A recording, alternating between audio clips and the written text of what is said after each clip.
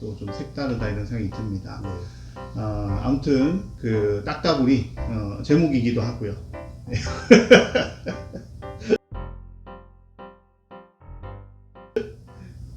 안녕하세요. 2020 구로의 책 온라인으로 만나다 부곤, 드디어 네 번째 시간, 마지막 시간입니다. 인사 먼저 드리겠습니다. 이기범입니다. 네, 김노관입니다. 네, 선생님 이제 저희도 그림책으로 시작해서 네.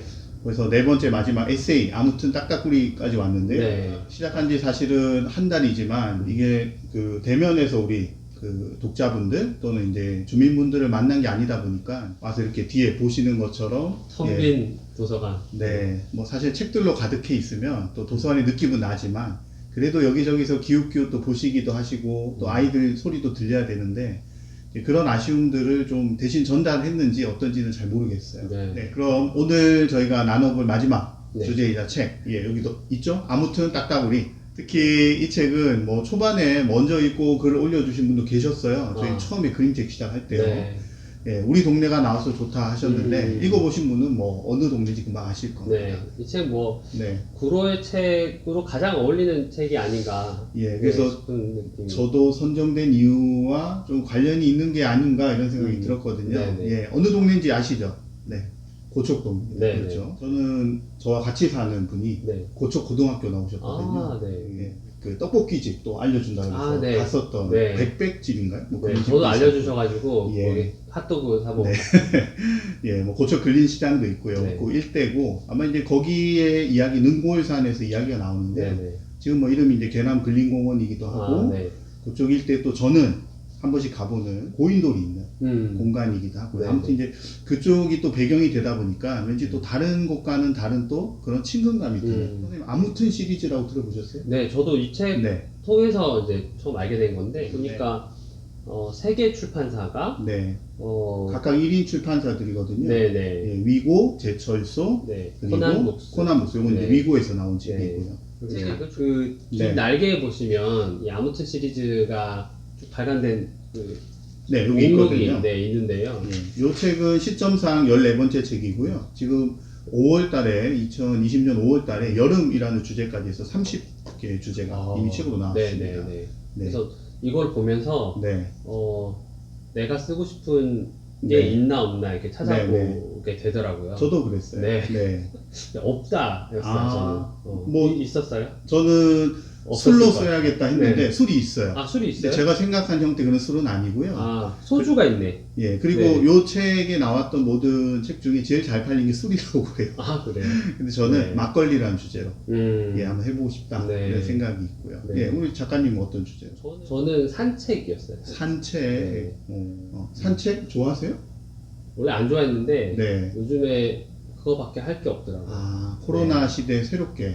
쓰다가 나갔다가 쓰다가 나갔다가 제 그 거의 생활이 거의 노년에 접어든 느낌으로 살고 있기 때문에 사실 그 산책에 대해서 재밌게 쓸 수 있겠다. 저희 이제 같이 많이 다니기도 했지만 산책은 사실은 제 영역이라고 할 수가 있거든요. 저는 걸으면 뭐 기본 1시간, 2시간, 3시간, 4시간씩 걷는 걸 좋아하거든요. 그래서 그렇지만 또 산책을 양보하겠습니다. 저는 막걸리가 있으니까. 아무도 안 불러주는데 저희끼리. 아무튼 뭐 요 책을 읽고 난 전체적인 감상도 사실 좀 말씀드리면 좋을 것 같은데요. 뭐 어떤 요 책에 한해서 다 읽으시니까 드시는 생각 있으셨어요? 저는 처음에는 별 기대를 안 하고 봤어요. 저는 에세이를 별로 좋아하는 장르도 아니고. 그랬는데 제가 마침 지금 에세이를 한 권 쓰고 있어요. 그래서 근데 뭔가를 쓰고 있을 때는 다른 사람 거를 잘 안 읽는 습성이 있습니다. 제가. 저랑은 조금 다른데. 저는 막 마구잡이로 약간 읽는 스타일이거든요. 그러니까 막 다른 사람들 거를 이렇게 읽다 보면 문체라고 해야 되나 그런 부분들이 영향을 영향을 받기 때문에 안 읽는 편인데. 그래서 좀 주저주저했어요. 제 취향의 주제는 또 아니었거든요. 전체적으로 보면 생태라고 해야 되나요?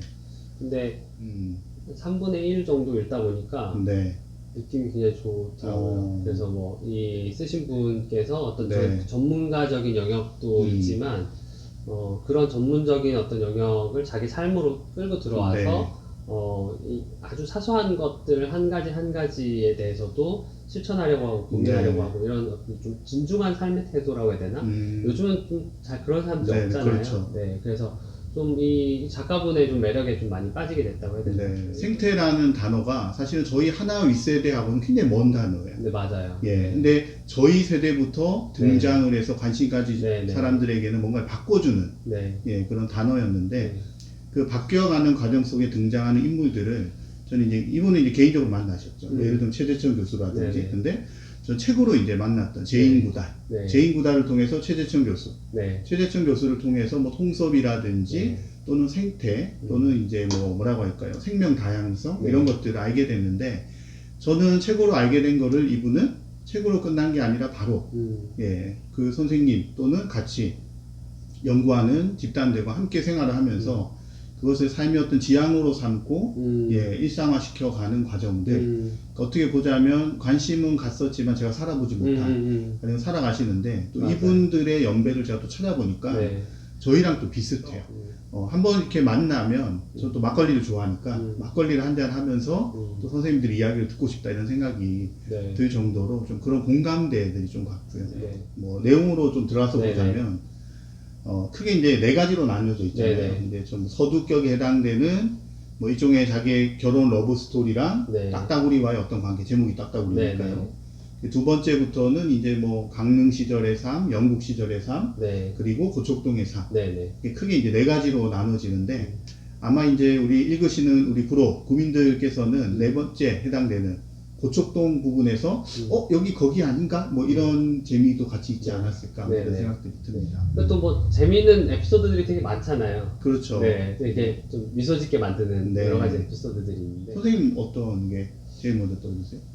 저는 그 미도 할인마트. 미도 할인마트. 강릉 생활을 하셨을 때 자주 가던 단골 마트 이제 사장님하고 굉장히 친분 있게 이렇게 지냈는데 어느 날 영국을 가게 돼서 이제 못내 그 서운한 마음을 서로 이제 전하고 헤어졌는데 영국에서 돌아와서 이제 강릉에 들렀다가 찾아갔는데 그게 없어요. 편의점으로 바뀌었다는 되게 절망적이었을 것 같아요. 근데 거기서 멈추지 않고 이 작가님 성격답게 적극적으로 또 여기저기 물어서 찾아갔습니다. 그 사장님을. 근데 또 어떻게 보면 그게 가능한 게 미도 할인마트 사장님과만 친한 건 아니었어요.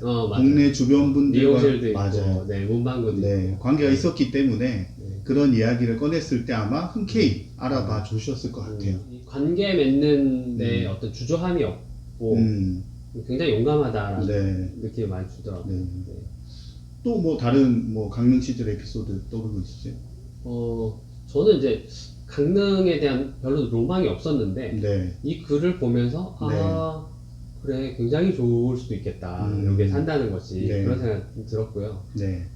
거기 이제 경포대 그 둘레를 남편이랑 산책하는 그런 장면들도 많이 머릿속에 그려지고 남편이 하루는 이렇게 경치가 굉장히 좋은 날 산책을 하고 들어와서는 나 들어오면서 어디다 돈 내야 되지? 라는 생각을 했어. 뭐 이런 이런 무료로 이런 호사를 누릴 수 있다니 뭐 이렇게 써놓으신 거 보고 강릉에 대한 생각 가서 살아봄직하겠다 그런 생각도 많이 들었습니다. 제가 이따가 문화픽에서 2부에서요 그 호사를 느낄 수 있는 곳들을 몇 개 더 말씀을 드리겠습니다.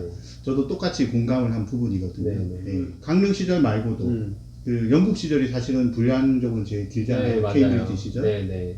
아마 이 책이 그 강릉 시절과 고척동 시절로만 되어 있었다면 큰 어떤 임팩트가 없었을 거예요.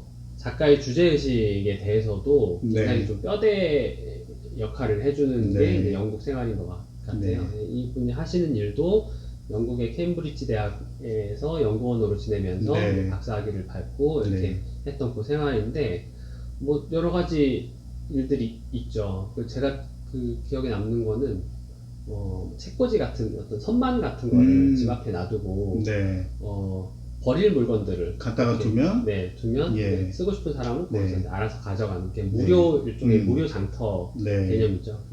저도 되게 그게 인상적이었던 게 보통 이제 그런 글을 쓰면 네.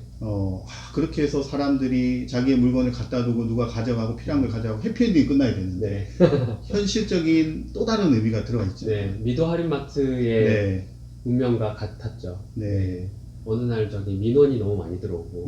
왜냐하면 좋은 의미로만 가져다 둬야 되는데 쓰레기 갖다 버리시는 분들 계시거든요. 맞아요. 처리가 안 되는 다시 쓸 수 없는 어떤 제품들을 몰래 갖다가 놓고 그럼 그게 쌓이니까 좋은 마음으로 시작하셨던 분은 그거는 또 개인 사비로 또 처리를 하시는데 양이 너무 느니까 처리가 안 되거든요. 그 민원이 들어오고. 그래서 그 뭐라고 할까 어떤 지속 가능한 삶 또는 대안적 삶의 한 행태를 보다가도 현실에 있는 어떤 또 문제와 이게 결부돼서 같이 갈 수밖에 없구나라는 것들도 사실 좀 느껴지는 단락이면서도 구로에도 그런 곳이 뭐 혹시 있을지는 모르겠지만 만약에 없다면 뭐 이런 공간들이 나와도 좋겠다 라는 생각이 들었는데 코로나 시대라 당분간 가능할 것 같지는 않아요. 네, 그래서 영국 시절에 있었던 그 사건들 그리고 영국 사람들이 어떤 자연이나 생태를 대하는 태도 우리와 비슷한 부분도 있고 우리가 좀 본받아야 될 부분들도 있고 그런 부분들에 대해서 계속 생각을 하고 비교를 하면서 이렇게 읽게 만들었기 때문에 그 영국의 그 분량이 가장 좀 많고 매력적으로 느껴졌던 것 같아요.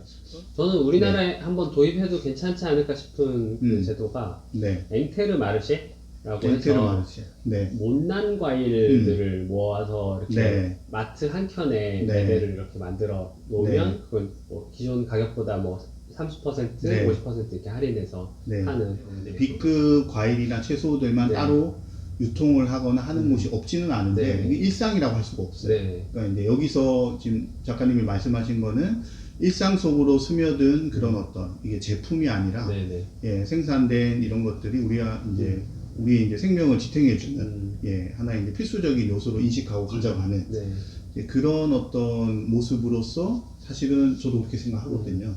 도시라면 특히 더 소비도 빨리 촉진될 수 있고 하지 않을까. 고척동 시절도 또 재미난 것들 있잖아요.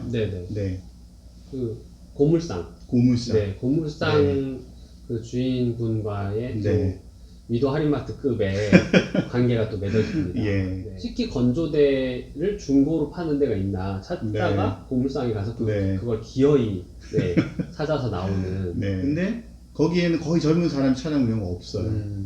근데 이분이 찾아왔으니 아마 주인도 좀 깜짝 놀랐을 것이고 보통은 뭘 버리러 오거나 하지 뭘 찾으러 오지 않거든요. 근데 거기에서 자기가 원하는 것들 한 번도 아니고 두 번, 세 번씩 오니까 급속도로 그 관계들이 친해지지 않을까. 말씀하신 것처럼 미도 할인마트급 관계. 저는 이제 읽다 보니까 대략 이분이 사신데 어디쯤인지는 알겠더라고요. 뭐 오래된 아파트고 5층짜리고 그러면 들었던 생각은 나도 많이 지나다녔지만 딱따구리는 생각해 본 적이 없거든요. 들었을 수도 있고 듣지 못했을 수도 있지만 어쨌든 인식 못한 거죠. 그래서 다시 한번 가서 한번 딱따구리 소리는 듣고 싶다 이런 생각 좀 들었었고요. 저는 최근에 저희 동네에서 봤습니다. 그래요? 저희 동네에도 있어요. 역시 생태도시 하남. 이사 오세요. 우리 생태공원 만들기를 하면서 기존에 있는 그 뭐 맹꽁이든 아니면 뭐 옛날 도롱뇽이든 이런 그 친구들이 사는 공간들을 훼손하는 경우들이 있잖아요.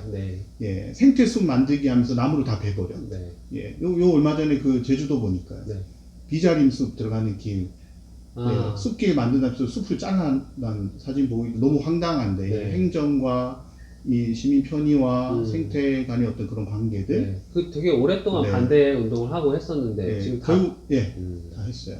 그러니까 이제 아마 그거의 어떤 여기 우리 구로나 아니면 뭐 이웃에 있는 양천의 버전을 또 얘기를 하시고 적극적으로 민원을 넣으시죠. 그렇죠. 안타까운 데서 끝나는 것이 아니라 행동으로서 뭐 그 결과는 그래도 좀 다행히 뭐 중단하고 살펴보겠다는 이야기가 되었는데 그런 에피소드들은 살아있는 지금 맞습니다. 이야기니까 맞습니다. 와 닿았고 관심도 가고 사실 생태라는 게 되게 멀고 크게 느껴지거든요. 우리가 얼마나 사실 무관심하고 있었나 라는 것도 반성하게 하면서 또 이렇게 쉬운 방법들도 있구나 라는 걸 또 깨닫게 해주는 굉장히 유익한 책인 것 같습니다. 에세이는 또 읽다 보면 바로 이제 현실의 어떤 이야기들이 등장하니까 또 또 이 저자의 어떤 관심사를 들여다보면서 새로운 걸 볼 수 있는 그런 기회들이 되잖아요. 맞습니다. 그래서 이제 그런 측면에서 오랜만에 생태의 어떤 여러 가지 측면들을 봤고 또 코로나로 인한 지금 시기를 또 되돌아보는 또 다른 하나의 네. 계기가 아니었나 뭐 저한테는 그렇게 좀 다가왔었습니다. 네. 네. 그럼 뭐 저희 여기까지 그 책을 좀 살펴봤으니까요. 1부는 여기서 마감을 하고요. 2부에서는 문화픽과 더불어서 주제가 에세이잖아요. 그래서 에세이, 수필에 관한 이야기들을 또 나눠보면 좋을 것 같습니다. 네, 그럼 1부 여기서 저희 마치겠습니다. 고맙습니다.